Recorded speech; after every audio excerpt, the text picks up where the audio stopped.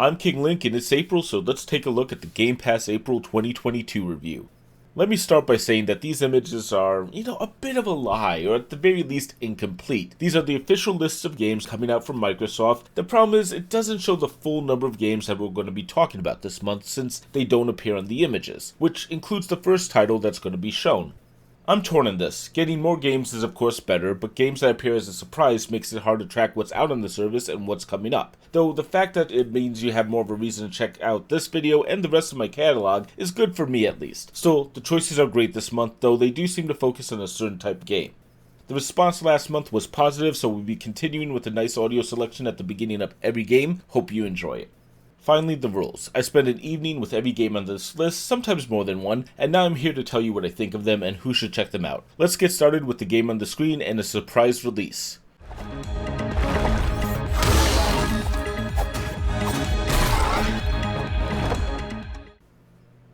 Tunic. Just an exceptional experience.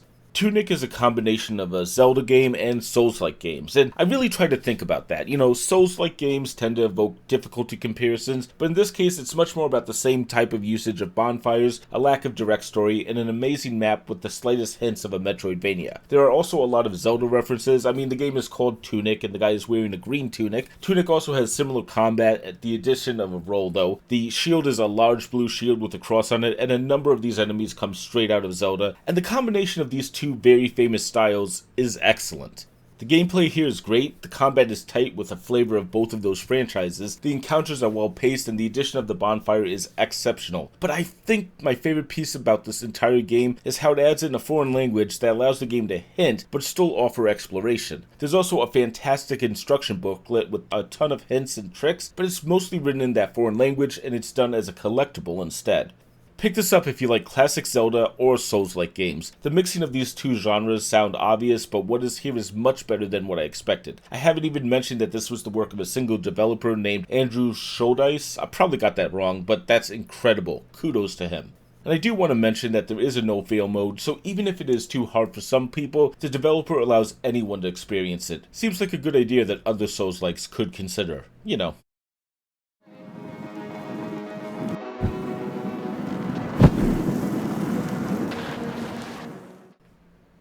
Shredders, evoking memories of SSX and Amped. Shredders is a new snowboarding game by a small team, but with an ambitious large mountain and gameplay. Most of the time, Shredders is an amazing snowboarding game where you're riding down the mountain, and other times, it's a little janky with a lot of B-tier quality at times. A perfect example is the cameos in the game. The game has famous snowboarders who voice characters, but every character is completely covered up so you won't see them, and a few of those line reads are exceptionally flat, like shockingly so. Yet at the core of Shredders is the snowboarding, and in that area Shredders is amazing. It might have issues with presentation and explaining its concepts, but when you pull off an amazing trick you feel so accomplished. Almost every mission has at least one or two solid goals you'll be challenged by, and even when you cheese the system you still feel a huge sense of accomplishment from your lines and the moves you're pulling off. Pick this up if you're interested in extreme sports. This heavily reminds me of that feeling of SSX early on, but it's far more realistic than that series, but I still kind of want to see what this pair of teams who worked on this can do with a second title if they might go more outlandish. I still heavily enjoyed myself with this one, and I love the experience of exploring the mountain and tackling all the different challenges. I will also say the game did make me laugh a few times, which is a great sign that they're not taking themselves too seriously.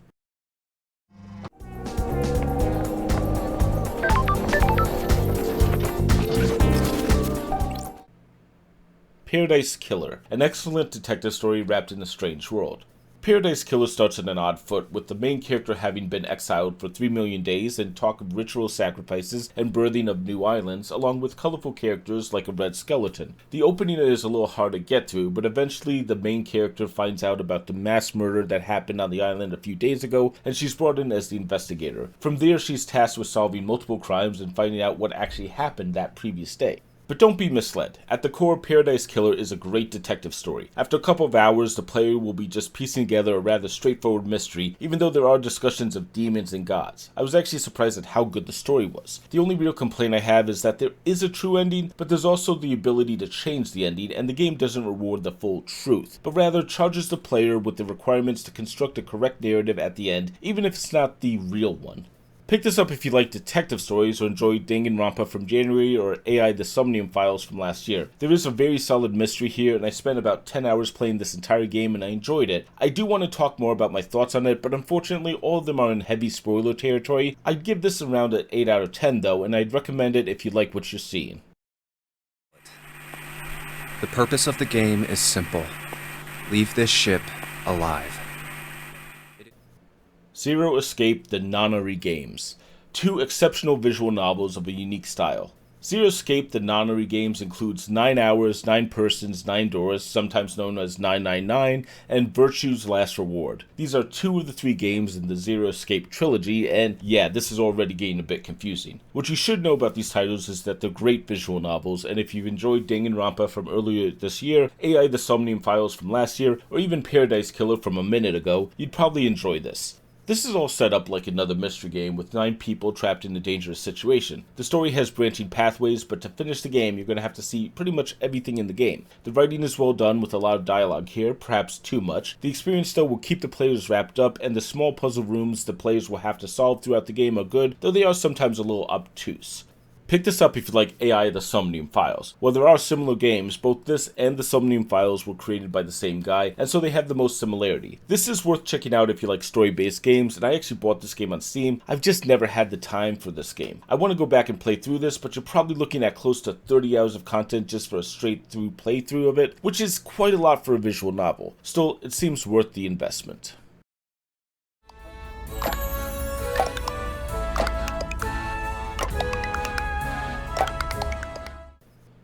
Kraken Academy.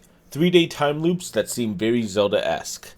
Kraken Academy involves the player joining a prestigious academy and meeting with the Kraken who lives there and no one seems to make a big deal about. From there, players are taken as the Kraken's new assistant and has to solve various secrets and recover spirits. Players then have to figure out how to help each of the people in the game, befriending people, and figuring out how to stop the world from ending. And to do so, they need to rewind time every 3 days to avoid the ending of the world. That's at least the idea of the game. The time loop mechanic is interesting, but it does feel like most of the time players can just play through the game straight. There's not a lot of time management from what I've seen so far. The 2 quests pretty much detail the exact time and place you're going to have to be to advance the story each day. The art here is also a little weak at times. The character images are amazing, but the standard character sprites are a little underwhelming. However, the writing here does make up for it. Pick this up if any of this sounds interesting. There is a Majora's Mask feeling here at times, however, there's no combat and it's mostly a game where you just talk to people and do small quick-time events. It's also a bit short, supposedly around 6 to 8 hours, but after about 4 hours I think I've only seen about a fourth of the game. Still, the game had me laughing quite a bit, so even there it's worth checking out.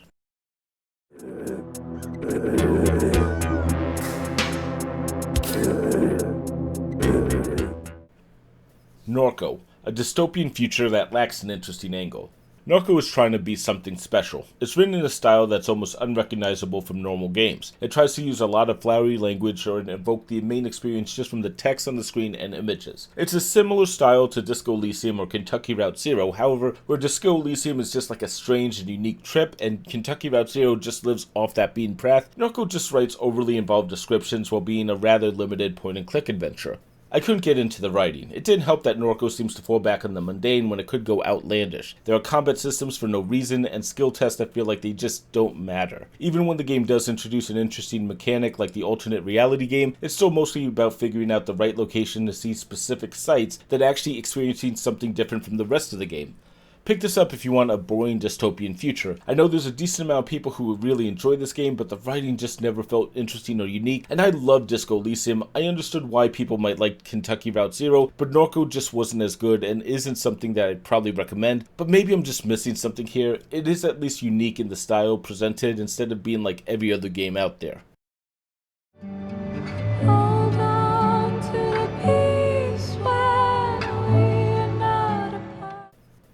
A Memoir Blue, an emotional journey.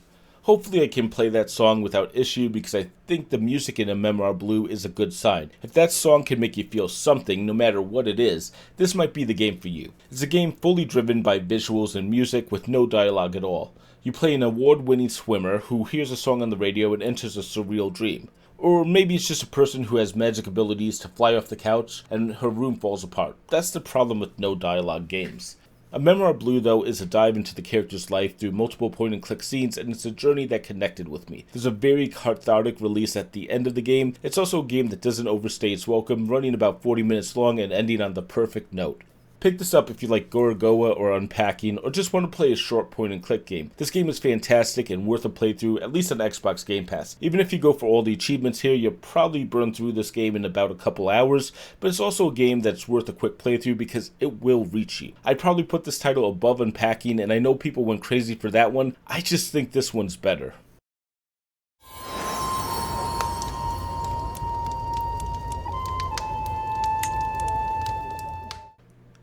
Crusader Kings III, another Paradox Interactive game.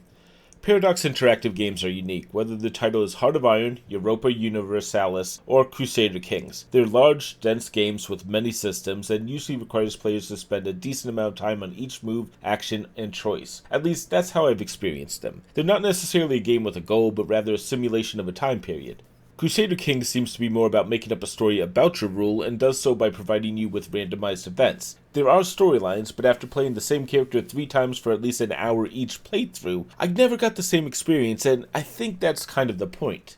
Pick this up if you like strategy, but you want to avoid strict objectives. There are different achievements and goals you can aim for, but ultimately this is a game about the experience rather than trying to achieve specific goals. I'm still not a fan of the game, but I also get why people spend tons of hours here, just experiencing something different every time. Center fielder, Yoink Sacks. Nope, that's inside. Super Mega Baseball 3, an arcade baseball game. Super Mega Baseball 3 is on EA Play, and it's on the release list on the PC Xbox app, so let's cover it. This is a simple but fun baseball game focused far more on the arcade style of baseball made popular by Ken Griffey Baseball. You have various teams and you can choose one. There's a solid difficulty system, and if you want to dominate your opponent, well, you definitely can. But there are a few big problems here. First, this is a bit old, coming out in 2020. It also doesn't have any license, so you aren't ever going to be playing with famous baseball teams, let alone players. Also, some characters are women, which, considering nothing else really conforms to the MLB, is fine, but, it does feel rather strange. Pick this up if you want an arcade baseball game. This is fun to pick up and play and win. I think that's one of the best features of it. The experience here is solid, but I also have to be honest, playing without those Major League licenses does feel kind of off. Though, on PC this is the only game, except, well, maybe not. I'm gonna break my rule. It's been 4 years, let's just do it. So 2 away with nobody on. Anthony Rizzo stepping in now for the Yankees. MLB the Show 2022. The MLB Simulator. Technically, this isn't on PC, but I'm going to be playing it on the cloud because I kind of want to make a counterpoint to Super Mega Baseball 3. If you want to play real baseball and have the real experience, MLB The Show is the way to go. It's been the standard for a couple decades at least and is worth checking out. And at the same time, this is definitely for a true baseball fan. It's here to present a simulation experience rather than focus purely on the fun, and it does that, but it's also going to challenge most players. There are, of course, experts at this game, but it is still a challenging experience for me depending on which settings I choose in the game. Pick this up if you want a real MLB simulator with real teams, though honestly don't trust my opinion on this one. Listen, okay, technically I worked on this game for at least 6 years, Sony paid me a great salary to work on the game, so I definitely have a bias, but at the same time this is still the standard for a reason and worth a look. I think it's also the only video game with the MLB license in 2022. Though I will say playing it on the cloud is not the best way to experience it. Unfortunately, it is currently the only way to play it on PC. I mean, Sony and Microsoft, you could change that. It's on every other platform, and I know it's probably a concern about hacking, but if it's that worrisome, just divide the user base. Seriously, it's a Sony game releasing the same day on Nintendo Switch and Microsoft Xbox. I still don't believe that.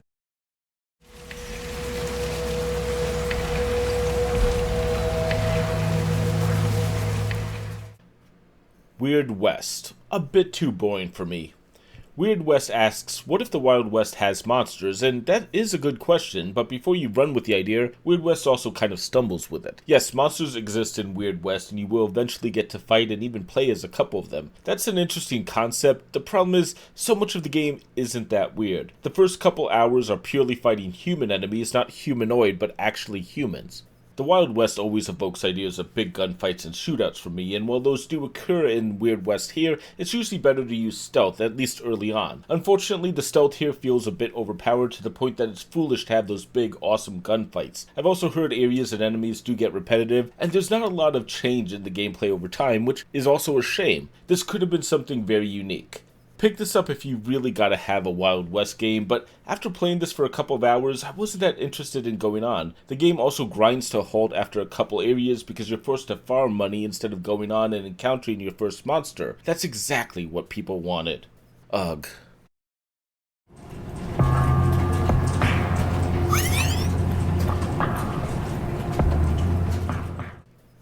Chinatown Detective Agency, a fresh take on the idea of Carmen Sandiego. Chinatown Detective Agency is unlike anything else. Most games keep you in their world and try to keep you playing while making it so you don't need to turn to Google. Chinatown Detective Agency flat out tells you to go search the web. Each mission in the game seems to have the player do some online search, and not of the game world, but of the actual real world, and I can't think of another game that uses this idea.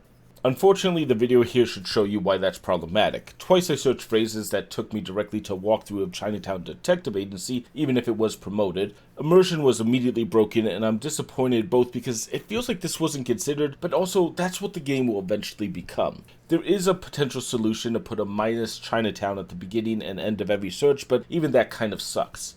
Pick this up if you want an interesting and unique concept, but do realize it is a concept that has a pretty big flaw because it's a game that will consistently tell you to search the internet, and there are people on the internet that are going to try to abuse that or manipulate those results. Still, I might give this another shot once I forget how annoying it is to keep running into spoilers. Something's wrong.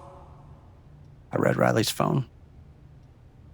I know you've been meeting with her behind my back. It's not what you think, Mac. Life is Strange True Colors. A slow burn, but then wow. Life is Strange is a series I've fallen for. I think the first game and the prequel are some of the, best video game stories I've ever experienced. They're just amazing. Life is Strange 2 has glimpses of greatness, but it's also a little too on the nose on a specific topic. However, True Colors starts slow. The first chapter out of the 5 here has the main character returning to society after leaving foster care. And from there, Alex, the main character, meets her brother, who introduces her around town, and you find out that Alex has a special ability to feel others' emotions and read their minds potentially. Everything in the game is done through a visual novel style where the player is making choices, and while some of those choices will matter, it's much more about the journey here. Pick this up if you like a good story and solid characters. There's something about how Life is Strange crafts its characters and its narrative that compels you to keep playing and care about what's happening in each character. Life is Strange True Colors has hints of that, but I wasn't hooked on the game in that first chapter, at least during it. But then there was the end of the chapter. Wow. Alright, I'm not going to spoil it, but give this game a full chapter to establish itself and see if you want to go on with the story after that point. I definitely will be finishing this game soon because that chapter ending was impressive enough to remind me why I'm hooked on this franchise. Modest. We could write a song about your feet. Yes, we could. We do lots of stuff. Like that time you chased chickens all over the village. The Dungeons of Naheulbeuk, the Amulet of Chaos, a strategy RPG with humor. Ugh, that humor. They only mentioned the name of this game once so far in the game, so I probably got it wrong. Anyways, the Dungeon of Hard to Pronounce Name is here, and it's a rather solid strategy RPG where players have to fight their way through encounters for the story. It's far more story-based than random encounters, and I think every encounter here is scripted. After the tutorial section, where you keep gaining your initial party after they split up, the story switches to a point where a random character joins your party, replacing an established character. Then you'll get into a fight, which you'll win, and then that character will leave, and you'll find another character and rinse and repeat. The other side of this experience, though, is there's a lot of writing here. It's written in a style fans of D&D might recognize from when they hang out with their friends and play D&D, telling stupid jokes and making fun of the campaign. It works with friends because it's the in-jokes and humor you're used to. Honestly, though, the writing here really doesn't work for me. The jokes are usually weak, but it also has a large party and almost every conversation has to go around and every character has to say something, usually trying to be funny, but again falling flat. Pick this up if you like strategy RPGs. If you like this humor, that's fine, but after a couple hours I was finding it to be torturous, and without the writing, the fights might lack purpose. If you like jokes about D&D tropes and pop culture references, this might work. It is based on a French podcast, but I struggled with this writing. The thing is, some people love this style of writing, so maybe it is just me.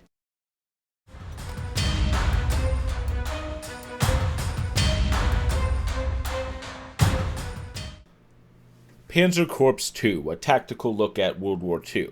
PanzerCorps, as the name implies, is a World War II game focused on tank combat where the player will recreate battles in the war and use their military might to try to crush enemies. This is kind of like Advanced Wars or War Groove. You can buy units, deploy them, and everything done is in a simplistic attacks, though with a lot more factors that go into the damage calculation. Also, you have a core group of units that evolve over the long campaign. It is a solid idea, but there's one problem.